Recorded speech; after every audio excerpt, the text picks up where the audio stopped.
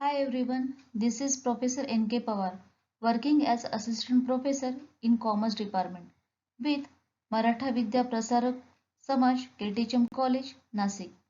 Before start to the lecture, I would like to inform you that I am going to explain the lecture for both students, that is English as well as Marathi medium. So it will be convenient for the both medium students. In last lecture, we discussed about the introduction to organizational behavior, which contains meaning, definition, and nature of organizational behavior. So now moving forward, we are going to learn characteristics, importance, goals of organizational behavior, and theoretical framework of job. So in characteristics of organizational behavior, following points, those are large size, human resources, complexity, coordination, pattern behavior, discipline, and dynamic. Now, let's see one by one. First one is large size. Means it employ hundreds and thousands of employees. संघटनात्मक वर्तनाची व्याप्ती मोठी आहे, कारण संघटनेत काम करणाऱ्या कामगारांची संख्या खूप जास्त असते, म्हणून प्रत्येक गोष्टीचा सखोल अभ्यास केला जातो. Next one is human resources. It has to employ personnel as per the job description and performance expectation. मानवी संसाधनाच्या बाबतीत कामाच्या स्वरूपानुसार व कामगिरीच्या अपेक्षांनुसार व्यक्तीची नेमणूक करावी लागते. Next, complexity. It involves huge investment and complicated technology. Their management and operation is a complex affairs. संघटनात्मक वर्तनाच्या अभ्यासासाठी मोठ्या प्रमाणात आर्थिक गुंतवणूक करावी लागते, तसेच गुंतागुंतीच्या तंत्रज्ञानाचाही अवलंब करावा लागतो. म्हणून संघटनात्मक वर्तणुकीत तंत्रज्ञानाचे व्यवस्थापन आणि कार्यप्रक्रिया ही क्लिष्ट मानली जाते. Next one is coordination.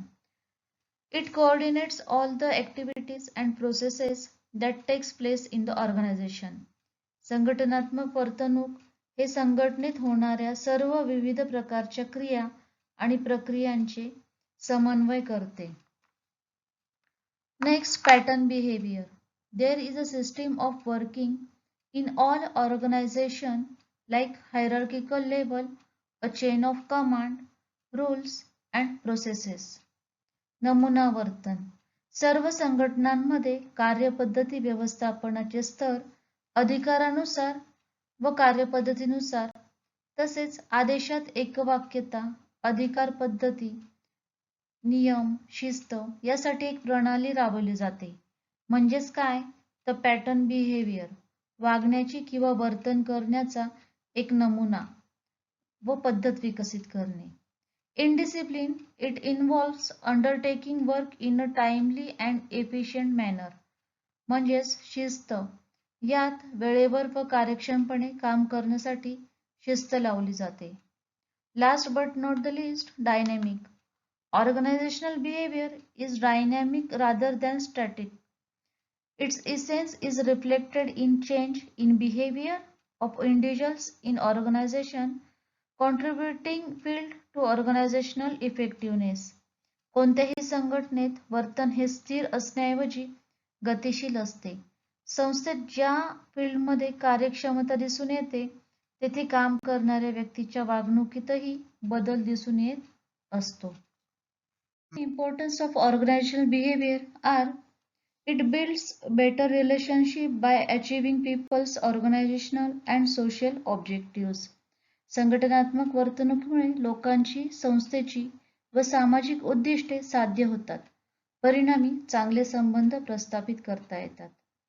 Second one is, it covers a wide array of human resource like behavior, training and development, change management, leadership, teams etcetera. संघटनात्मक वर्तणुकीत मानवी संसाधनांचा विस्तृतपणे समावेश होतो, ज्यात व्यक्तीचे वर्तन, प्रशिक्षण, विकास, बदल, व्यवस्थापन, नेतृत्व व कार्यसंगता यांचा समावेश होतो. Next, it brings coordination which is the essence of management. संघटनात्मक वर्तणुकीमुळे चांगले समन्वय साधता येते, की जे व्यवस्थापनाचा सार असते. व्यवस्थापनाचे कार्य समन्वयाशिवाय साध्य होऊ शकत नाही. Fourth one is it improves goodwill of the organisation. संघटनात्मक वर्तणुकीमुळे व्यवसायाचे गुडविल वाढवण्यात मदत होते. Next, it helps to achieve objectives quickly.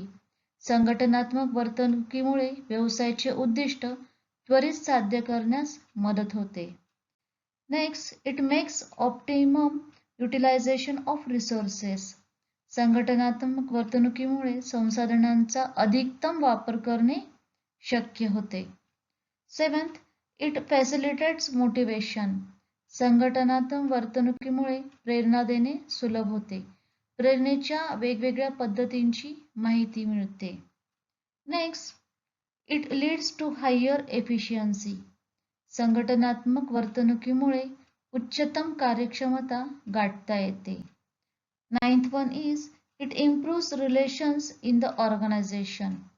संघटनात्मक वर्तणुकीमुळे संघटनेतील संबंध कामगार कामगार कामगार अधिकारी व अधिकारी यांच्यातील संबंध हे सुधारतात. Last, it is multidisciplinary in the sense that applies different techniques, methods and theories to evaluate the performance. संघटनात्मक वर्तन हे बहुअनुशासनिक आहे की ज्यामुळे कर्मचाऱ्यांच्या कामगिरीचे मूल्यमापन करण्यासाठी विविध तंत्र, पद्धती व सिद्धांतांचा वापर करता येतो. These are the goals of organizational behavior. First one is productivity, reduce absenteeism and turnover. The emphasis will be on employee productivity, reduce absenteeism and turnover. कर्मचाऱ्यांची उत्पादकता वाढवणे, अनुपस्थिती कमी करणे व संघटनेची उलाढाल वाढविणे. Next, organisational citizenship. Organizational citizenship, a fourth type of behavior becoming important in determining employees' performance. संघटनात्मक नागरिकत्व. कर्मचाऱ्यांची कामगिरी निश्चित करण्यात संघटनात्मक वर्तणूक महत्त्वपूर्ण ठरते. Next, attitude. Attitude are evaluative statement favorable or unfavorable concerning objects, people, or event. An attitude is made up of three components: cognition, affect, and behavior. वृत्तीचे मूल्यमापन करण्यासाठी अनुकूल व प्रतिकूल विधाने करता येतात, ज्यात संबंधित वस्तू, लोक व संघटनांचा समावेश असतो. दृष्टिकोन 3 घटकांचा बनलेला असतो: आकलन, परिणाम आणि वर्तन. Next, cognitive component.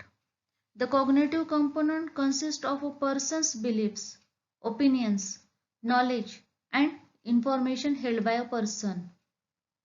संज्ञापन घटकामध्ये एखाद्या व्यक्तीचा विश्वास, मत, ज्ञान व त्या व्यक्तीजवळ असणारी माहिती यांचा समावेश असतो.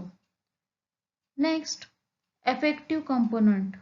The affective component of an attitude is the emotional or feeling segment of an attitude. एखाद्या मनोवृत्तीचा सकारात्मक घटक म्हणजे भावनिक भाव असतो. Next, behavioral component. The behavioral component of an attitude refers to an intention to behave in a certain way. एखाद्या वृत्तीचा वर्तनात्मक घटक म्हणजे ज्यामध्ये त्या व्यक्तीच्या वागण्याचा उद्देश सूचित करता येतो. Next, job satisfaction, job involvement and organisational commitment. The three most important job related attitudes are job satisfaction, job involvement and organizational commitment. नोकरीशी संबंधित 3 सर्वात महत्त्वाचे दृष्टिकोन म्हणजे नोकरीचे समाधान, नोकरीमध्ये सहभाग and संस्थात्मक बांधिलकी. अशा प्रकारे आपण असा निष्कर्ष काढू शकतो की एक सामान्य हेतू साध्य करण्यासाठी श्रम विभागात एकत्र काम करणारे लोक यांचा एक समूह असतो. या समूहाकडून अधिक कार्यक्षमपणे कार्य करून घेऊन उद्देश साध्य करण्यासाठी व यशस्वीरित्या संस्था चालविण्यासाठी संघटनात्मक वर्तन समजून घेणे आवश्यक आहे. Now we will see the theoretical framework of job. These three are organizational behavior framework. First one is cognitive, second one is behavioristic, and last one is social cognitive. Let's see one by one in brief. So we will start with the cognitive framework. Cognitive approach emphasizes the positive and free will aspects of human behavior and uses concepts such as expectancy, demand, and incentive concepts. Cognition can be simply defined as the act of knowing and items of information. Edward Tolman has developed this approach. In cognitive framework, cognition precedes behavior and constitute input into the person's thinking, perception, problem solving and information processing. म्हणजेच बोधार्थ संरचना. संघटनात्मक वर्तन किंवा कामाची बोधार्थ संरचना मानवी वर्तनाच्या सकारात्मक आणि मुक्त अंगावर भर देते. बोधार्थ संरचनेत प्रामुख्याने अपेक्षा, मागणी आणि हेतू यांसारख्या संकल्पनांच्या आधारे संघटनात्मक वर्तनाची मीमांसा केली जाते. बोध म्हणजे माहितीच्या एखाद्या पैलूविषयी जाणून घेण्याची कृती होय. संघटनात्मक वर्तनाच्या बोधार्थ संरचनेमध्ये माहितीचा बोध हा वर्तनाच्या आधी होतो. माहितीच्या बोधाद्वारे व्यक्तीचे विचार, आकलन, समस्या सोडविणे आणि माहितीचे उपयोजन या प्रक्रिया घडून येतात. एडवर्ड टॉलमन यांनी बोधार्थ सैद्धांतिक दृष्टिकोन विकसित करण्यात मोलाचे योगदान दिले आहे. Further, according to Tolman, learning consists of the expectancy that a particular event will lead to a particular consequence. This cognitive concept of expectancy implies that organism is thinking about or is conscious or aware of the goal and result of a behavior exhibited by it. It means that a person desires a goal and also knows the behavior that will lead to achievement of the goals. In the subject of organizational behavior, cognitive approach dominates the unit of analysis such as perception, personality, and attitudes, motivation, behavioral decision making, and goal setting.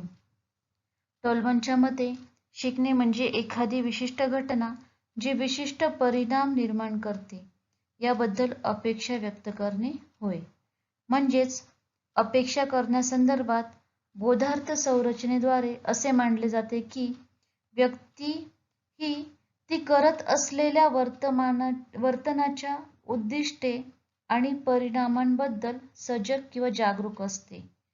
म्हणजेच व्यक्ती ही स्वतःची उद्दिष्टे निश्चित करते आणि या उद्दिष्टांची पूर्तता करण्यासाठी आवश्यक असलेले वर्तनही व्यक्तीला ज्ञात असते, माहीत असते.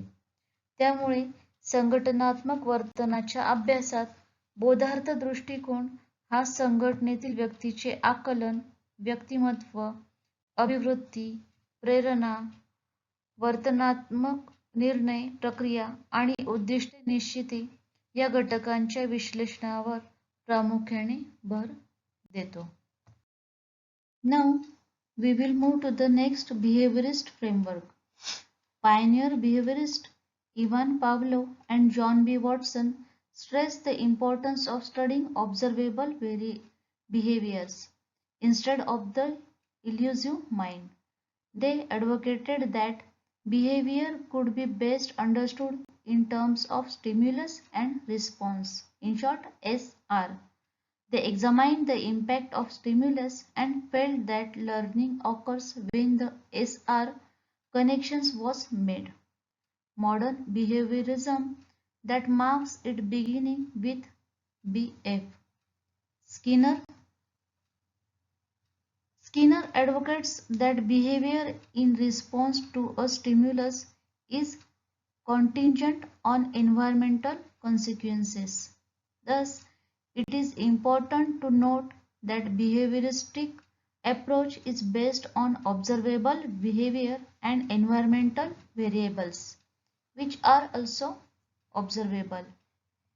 म्हणजेच वर्तनवादी संरचना. इव्हान पावलोव आणि जॉन बी वॅटसन यासारख्या वर्तनवादाच्या उद्गाते असलेल्या मानसशास्त्रज्ञांनी निरीक्षणक्षम वर्तनाचा अभ्यास करण्याचे महत्त्व अधोरेखित केले. या शास्त्रज्ञांनी वर्तन हे उद्दीपक आणि प्रतिसाद या दोन घटकांच्या आधारे सर्वोत्तम पद्धतीने जाणून घेता येऊ शकते या बाबींचे समर्थन केले. या शास्त्रज्ञांनी उद्दीपकाच्या प्रभावाचे परीक्षण करून या परीक्षणाच्या आधारे असा निष्कर्ष काढला गेला की उद्दीपक आणि प्रतिसादाचा मेळ झाल्यानंतर शिकण्याची प्रक्रिया घडून येते. B.F. स्किनर यांच्यापासून सुरू झालेल्या आधुनिक वर्तनवादाद्वारे वर्तन हे उद्दीपकाला दिल्या गेलेल्या प्रतिसादासोबतच यादृच्छिक स्वरूपाच्या पर्यावरणीय परिणामांचेही फलित असे मानले जाऊ लागले. संघटनात्मक वर्तनाच्या आणि कामाच्या वर्तनवादी दृष्टिकोनामध्ये निरीक्षण करता येऊ शकणारे वर्तन आणि निरीक्षण करता येऊ शकणाऱ्या पर्यावरणीय घटकांच्या आधारे संशोधन केले जाते. Now moving to the next, social cognitive framework. Social learning theory takes the position that behavior can best be explained in terms of a continuous reciprocal interaction among cognitive, behavioral, and environmental determinants. The person and the environmental situation do not function as independent units but in conjunction with behavior itself, reciprocally interact to determine behavior. It means that cognitive variables and environmental variables are relevant, but the experiences generated by previous behavior also partly determine what a person becomes and can do, which in turn affects subsequently behavior. A person's cognition or understanding changes according to the experience of consequence of past behavior. सामाजिक बोधार्थ संरचना. सामाजिक अध्ययन सिद्धांताद्वारे असे मानले जाते की वर्तनाचे विश्लेषण हे बोधात्मक, वर्तनात्मक आणि पर्यावरणीय घटकांच्या आपापसातील सातत्यपूर्ण समन्वयाच्या आधारे केले जाऊ शकते. व्यक्ती आणि पर्यावरण यामध्ये परिस्थिती ही स्वतंत्रपणे कार्यरत नसतात. बोधार्थ घटक आणि बोधार्थ घटक पर्यावरणीय घटकांसोबतच व्यक्तीच्या पूर्वानुभवांद्वारे ही व्यक्तीच्या व्यक्तिमत्वाची जडणघडण होत असते. घटक हे वर्तन निश्चित करताना परस्परांशी निगडित असतात व व्यक्तीच्या वर्तनावरही प्रभाव पडतो. व्यक्तीचे घटना, वस्तू किंवा व्यक्तींबद्दलचा बोध आणि अध्ययन हे गतकाळातील वर्तनाच्या परिणामांबाबतच्या अनुभवांद्वारे बदलत असते. Now students see, Bandura identified 5 basic human capabilities as a part of social cognitive theory. First one is symbolizing. People process visual experiences into cognitive models. This helps in future action. Second, forethought.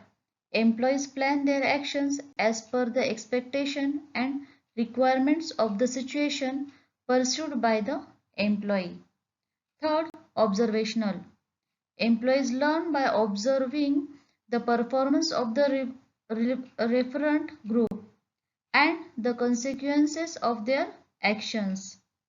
Fourth, self-regulatory. Employees self-regulate their actions by setting internal standards. Last, self-reflective. Employees reflect back on their actions and perceptually determine how they believe then can successfully accomplish the task in the future given the contents. सामाजिक बोधात्मक सिद्धांताद्वारे बांडुराने 5 प्रमुख मानवी क्षमतांना मांडले आहे. पहिले, प्रतिकात्मक मांडणी. व्यक्ती आपल्या डोळ्यांनी दिसू शकणाऱ्या अनुभवांचे बोधात्मक नमुन्यांमध्ये रूपांतर करतात. मात्र या अनुभवांची प्रतिकात्मक मांडणी ही भविष्यातील कृतीसाठी सहाय्यकारी ठरते. दुसरे, पूर्वविचार. संघटनेतील सभासद त्यांच्या पूर्वानुभव, गतकाळातील वर्तनाचे परिणाम इत्यादींद्वारे त्यांच्या भविष्यातील कृतीविषयी अगोदरच विचार करून ठेवतात. नेक्स्ट, निरीक्षणात्मक. संघटनेतील संदर्भ गट आदर्श व्यक्तींच्या कृती, त्यांच्या कृतींचे परिणाम आणि कामगिरी यांचे निरीक्षण करून अन्य कर्मचारी संघटनेतील वर्तनाचे अध्ययन करतात. पुढे, स्वनियमन. आपल्या कामगिरीच्या अपेक्षित पातळीला निश्चित करून संबंधित उद्दिष्टे आणि कामगिरी गाठण्यासाठी संघटनेतील कर्मचारी त्यांच्या कृतींचे स्वनियमन करतात. पुढे, स्वनिर्देशक.